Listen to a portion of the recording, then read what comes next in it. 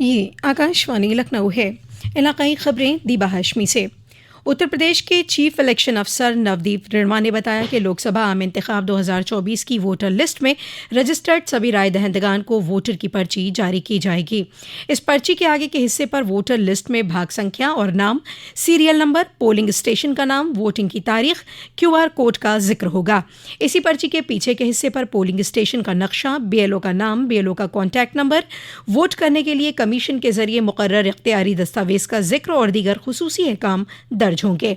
इस पर्ची के साथ हर एक कुनबे को हिंदी में रंगीन वोटर गाइड भी दी जाएगी।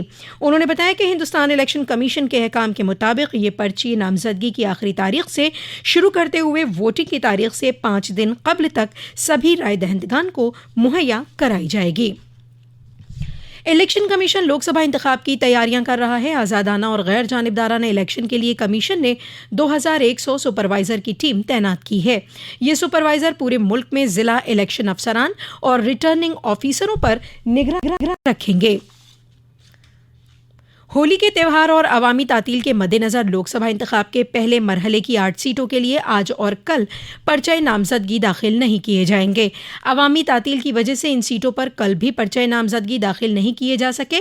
ऐसे में इन सीटों पर पर्चे नामजदगी दाखिल करने के लिए अब सिर्फ 26 और 27 मार्च का दिन है। रामपुर जिले के जिला इतलात अफसर सुमित भारती ने बताया कि तातील के दिनों में उम्मीदवार सिर्फ पर्चा खरीद सकते हैं, लेकिन पर्चे नामजदगी दाखिल नहीं कर सकते। वाज़ेह रहे कि रियासत में पहले मरहले में सहारनपुर, कैराना, मुजफ्फरनगर, बिजनौर, नगीना, मुरादाबाद, रामपुर, पीलीभीत लोकसभा सीटों के लिए 19 अप्रैल को वोटिंग होगी। इन सीटों के लिए 20 मार्च से ही नामजदगी का अमल शुरू कर दिया गया था। उत्तर प्रदेश के वजीर आला योगी आदित्यनाथ आज रात गोरखपुर शहर के पांडे हाता में होलिका दहन प्रोग्राम में शामिल होंगे। अपने गोरखपुर दौरे के सिलसिले में वजीर आला आइंदा 26 मार्च को भगवान नरसिंह की शोभा यात्रा में भी शामिल होंगे और होली खेलेंगे। गोरखनाथ मंदिर में होलिका दहन की राख से होली खेलने की रवायत काफ़ी पुरानी है। दरियासना उत्तर प्रदेश के वजीर आला योगी आदित्यनाथ ने होली के मौके पर रियासती अवाम को मुबारकबाद पेश की है। अपने तहनीती पैगाम में वजीर आला ने कहा कि होली का त्यौहार हमारी अजीम रवायत और सकाफती विरासत की अलामत है। ये त्यौहार आपसी मोहब्बत, यकजहती, भाईचारे का पैगाम देता है। वजीर आला ने रियासती अवाम से होली का त्यौहार मेलजोल और हम आहंगी से मनाने की अपील करते हुए कहा कि अपने त्यौहार की पाकीज़गी और हुदूद हमें बनाए रखनी है। इसके मद्देनज़र ऐसा कोई भी काम ना हो जिससे त्यौहार की अजमत तहलील हो। रंगों के त्यौहार होली पर काम करने की जगह से लोगों को घर तक पहुंचाने की जिम्मेदारी हुकूमत ने उठाई है। इसके लिए उत्तर प्रदेश सड़क नकलो हमल कॉरपोरेशन की जानिब से दीगर बसें चलाई जा रही हैं। काशी से गोरखपुर, दिल्ली, शक्तिनगर समेत कुल 314 बसें आवाम को अपने मकाम तक पहुंचा रही हैं। हुकूमत इस खिदमत के लिए अपने मुलाजमीन को अच्छा इंसेंटिव भी देगी। मंतक़ाई मैनेजर ने बताया कि त्यौहार के बाद मुसाफिर वापस अपने काम पर जाएंगे, इसलिए मुसाफिर बसों की खिदमत 22 मार्च से शुरू होकर 1 अप्रैल तक चलेगी।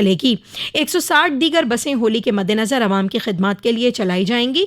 सबसे ज्यादा बनारस से गोरखपुर 52 बसें, बनारस से लखनऊ 31 बसें और गाजीपुर कानपुर के लिए 25 बसें चलाई जाएंगी। मेरठ पल्लवपुरम थाना हलके में रात में एक घर में शॉर्ट सर्किट होने से आग लग गई, जिससे 2 बच्चों की मौत हो गई और शौहर और बीवी समेत 2 बच्चे तौर से झुलस गए, जिन्हें अस्पताल में दाखिल कराया गया है, जहां उनकी हालत संगीन होने की वजह से उन्हें दिल्ली रेफर किया गया। आग लगने की वजह बिजली बोर्ड में लगे मोबाइल चार्जर से निकली चिंगारी को बताया जा रहा है। पुलिस मामले की जांच कर रही है। दरियासना रामपुर में कल गुज़िश्ता शब रोड के किनारे खड़ी एक ट्रैक्टर ट्रॉली को पीछे से डंपर ने ज़बरदस्त टक्कर मार दी, जिससे 4 अफराद जाँ बहक हो गए और 11 अफराद ज़ख्मी हो गए।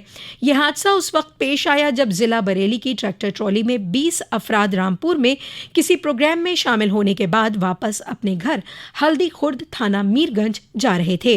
टक्कर होने के बाद ड्राइवर डंपर छोड़कर मौके से फरार हो गया। इत्तला मिलने पर पहुंची पुलिस के जरिए जख्मियों को बरेली के अस्पताल में दाखिल कराया गया है। इसी के साथ आकाशवाणी लखनऊ से इलाकाई खबरों का ये बुलेटिन खत्म हुआ।